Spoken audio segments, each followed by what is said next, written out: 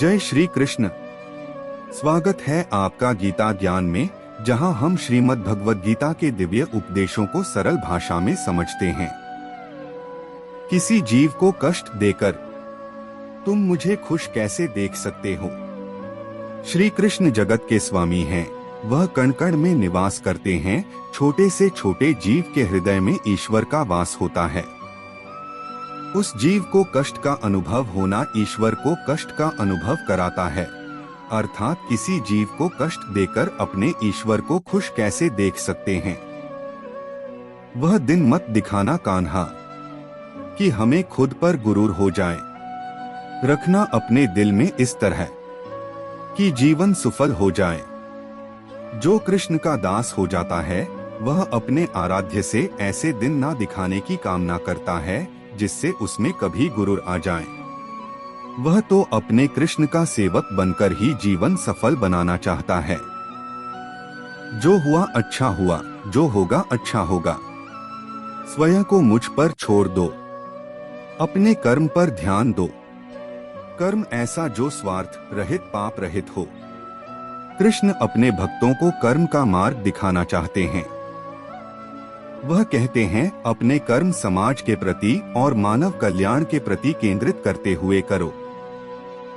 बाकी फल की चिंता मत करो, उन सभी कर्मों को मुझे समर्पित करो। इस मार्ग को अपनाकर तुम मुझे प्राप्त कर सकते हो, मेरे प्रेम का भागीदार बन सकते हो। ज्यादा हंसने और बोलने वाला व्यक्ति अगर चुप हो जाए तो मान लेना वह भीतर से टूट चुका है। जो व्यक्ति सदैव हंसता खेलता मुस्कुराता रहता हो, अगर वह अपने स्वभाव से भिन्न हो जाए, अर्थात चुप गुमसुम उदास रहने लगे, तो समझना उसके हृदय में एक पीड़ा है। उस पीड़ा ने उसे कमजोर बना दिया है। जिस व्यक्ति के पास संतुष्टि नहीं है, उसे कितना भी मिल जाए वह असंतुष्ट ही रहेगा। जिस व्यक्ति के पास संपूर्ण धन दौलत ऐश्वर्य वैभव सब है, मगर संतुष्टि नहीं है, उस धन दौलत का कोई अर्थ नहीं। वह सदैव असंतुष्ट की स्थिति में ही रहता है। जिसके पास संतुष्टि है, वह थोड़े में भी संतुष्ट रहता है। जिंदगी में सदैव अवसरों का आनंद लेना चाहिए, लेकिन किसी के भरोसे को तोड़कर नहीं। जिंदगी में भरोसा एक ऐसी चीज है जिसे प्राप्त करना वर्षों की मेहनत के समान है। फिर भी यह प्राप्त हो या नहीं, यह भाग्य पर निर्भर करता है। किंतु भरोसे को तोड़कर पुनः प्राप्त करना यह संभव नहीं है। इसलिए जिंदगी में अवसरों का आनंद सदैव ले, लेकिन भरोसे को कभी टूटने ना दें। कभी भी स्वयं पर घमंड मत करना। पत्थर भी भारी होकर पानी में अपना वजूद खो देता है। जो व्यक्ति अपने अहंकार से भारी हो जाता है, जिसमें अभिमान भर जाता है, वह उस पत्थर की भांति होता है जो भारी होने के बावजूद भी नदी की धारा में डूबकर अपना अस्तित्व खो देता है। अगर ईश्वर तुम्हें ज्यादा प्रतीक्षा करवा रहे हैं, हो सकता है जितना तुमने मांगा उससे ज्यादा देने वाला हो। अगर किसी लक्ष्य, खुशी या सफलता की प्राप्ति में लंबा समय लग रहा है, प्रतीक्षा की अवधि अधिक है, तो हो सकता है आपकी अपेक्षा से ज्यादा आपको मिलने वाला है। अपने कर्म पर अडिग रहिए और विश्वास रखिए उस ईश्वर पर जो आपके कर्म की परीक्षा ले रहा है। मैं विधाता होकर भी विधि के विधान को नहीं टाल सका। मेरी चाह राधा थी और चाहती मुझको मीरा थी, पर मैं हो रुक्मणी का गया। जो विधाता के लेख में होता है, उसी का फल हमें मिलता है। विधि के विधान को स्वयं ईश्वर भी नहीं टाल सकते। जिस प्रकार राधा से कृष्ण निश्चल भाव से प्रेम करते थे, प्रेमिका के भाव से मीरा कृष्ण को पति मानती थी, मगर विधि के विधान में रुक्मणी का साथ लिखा था, जिसे स्वयं विधाता भी नहीं टाल सके। मैं किसी भी जीव के भाग्य का निर्माण नहीं करता और ना ही किसी को कोई फल देता है, सभी अपने कर्मों को ही भोगते हैं। जिस प्रकार कपड़े फटने या पुराने होने पर लोग उसका त्याग कर देते हैं और नए वस्त्र धारण करते हैं, ठीक उसी प्रकार आत्मा भी पुराने शरीर को छोड़कर नए शरीर धारण करती है। यही प्रकृति का जीवन चक्र है जो लगातार चलता रहता है। क्रोध करने से भ्रम की स्थिति पैदा हो जाती है, फिर भ्रम से बुद्धि कार्य करना बंद कर देता है, और जब बुद्धि कार्य करना बंद करती है तो तर्क शक्ति नष्ट हो जाती है, और जब तर्क शक्ति नष्ट होता है तब उस व्यक्ति का पतन निश्चित है। ईश्वर इस ब्रह्मांड के संपूर्ण कण में व्याप्त है और सबसे परे भी है। इस संसार में कुछ भी स्थिर नहीं है, परिवर्तन ही संसार का नियम है।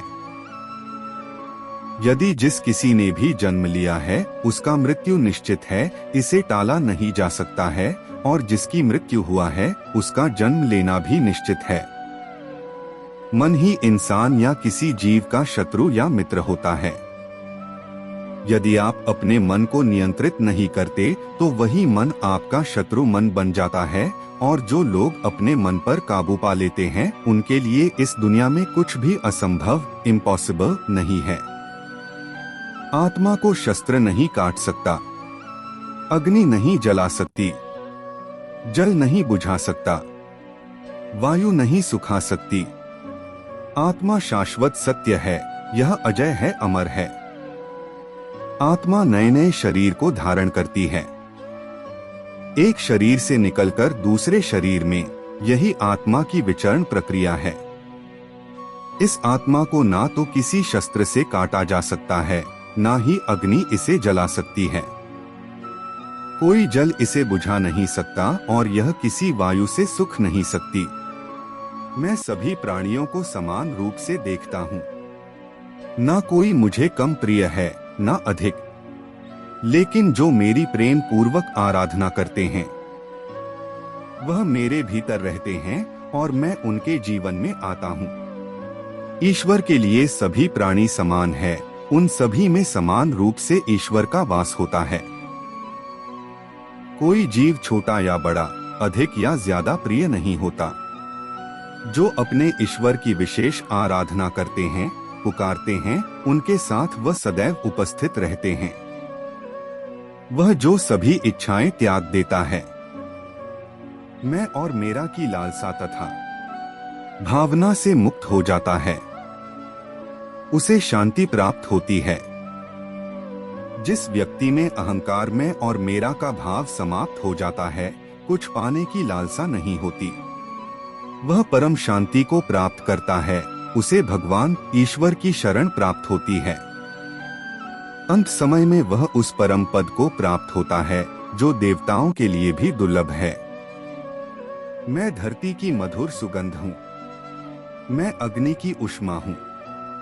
सभी जीवित प्राणियों का जीवन और सन्यासियों का आत्म संयम भी मैं ही हूँ। संपूर्ण जगत ब्रह्मांड चराचर सब में ईश्वर का वास है। यह ईश्वर की माया ही है जो पूरे ब्रह्मांड में व्याप्त है। वही ईश्वर धरती पर मधुर संगीत है, वही ईश्वर अग्नि की उष्मा है। उसी ईश्वर का वास प्रत्येक प्राणियों में है। जो सन्यासियों के चित्त को शांत कर साधना में लीन करता है, वह आत्म संयम भी ईश्वर ही है। मूल्य बदल सकते हैं पर कर्तव्य नहीं। समय और स्थिति बदल सकती है, पर सही और गलत की पहचान में स्थिरता जरूरी है। सच्ची भावना व्यक्त करने से समाधान की शुरुआत होती है। अर्जुन ने अपने भय और मोह को छिपाया नहीं, जिससे श्री कृष्ण ने गीता का ज्ञान देना शुरू किया। आदर्श स्थिति की प्रतीक्षा न करो, जो है उसी से शुरुआत करो। युद्ध की भूमि आदर्श नहीं थी, पर वही अर्जुन के आत्मबोध का स्थान बनी। मूल्य बदलने नहीं चाहिए, भले ही परिस्थिति बदल जाए।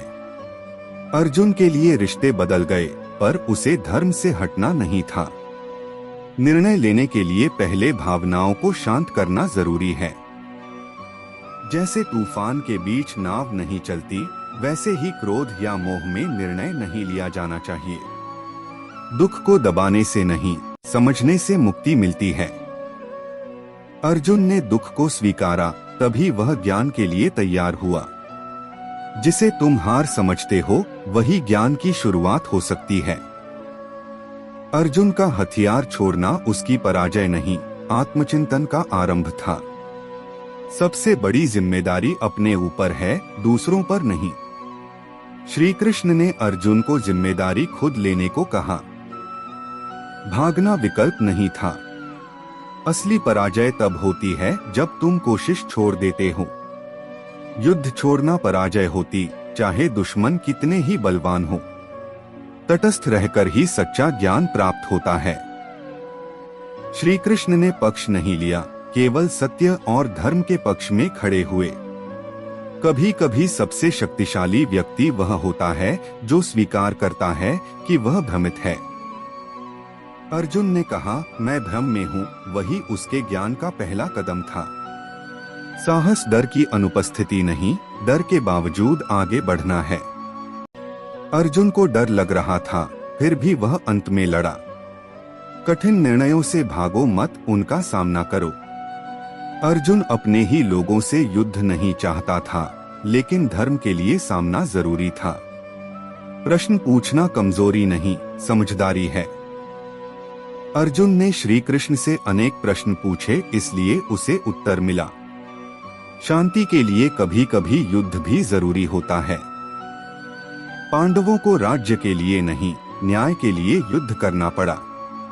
कभी कभी जीवन तुम्हें तोड़ेगा ताकि तुम्हें मजबूत बनाया जा सके।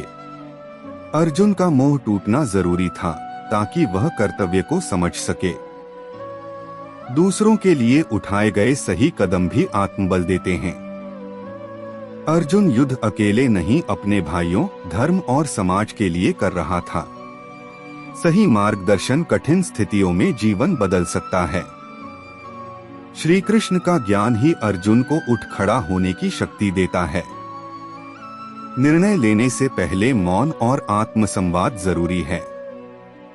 अर्जुन ने युद्ध से पहले श्री कृष्ण से संवाद किया, तब निर्णय स्पष्ट हुआ। अपनों के बीच भी सही को चुनना साहस है। अर्जुन को भीष्म, द्रोण से लड़ना पड़ा, सत्य के लिए। सच्चा योद्धा वही है जो अपने अंदर की लड़ाई जीतता है।